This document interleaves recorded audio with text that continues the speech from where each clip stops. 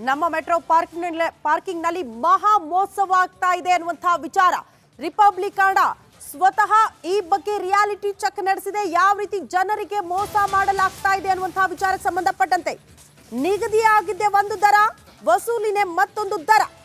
ದರದ ನೆಪದಲ್ಲಿ ಪ್ರಯಾಣಿಕರಿಂದ 1 to 2 ವಸೂಲಿ ಮಾಡ್ತಿದ್ದಾರಂತೆ. ರಿಪಬ್ಲಿಕ್ ಕನ್ನಡ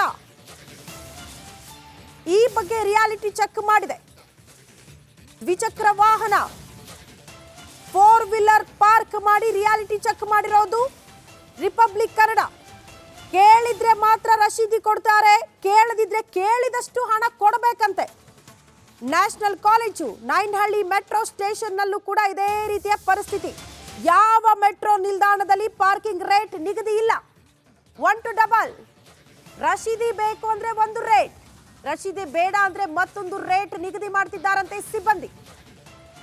ಜನ ಬೇಸತ್ತು ಹೋಗಿದ್ದಾರೆ. ಹಾಗಾಗಿ ಜನರ ಸಮಸ್ಯೆಗಳಿಗೆ ಧ್ವನಿಯಾಗುವ ಕೆಲಸವನ್ನ ರಿಪಬ್ಲಿಕ್ ಕನ್ನಡ ಮಾಡಿದೆ.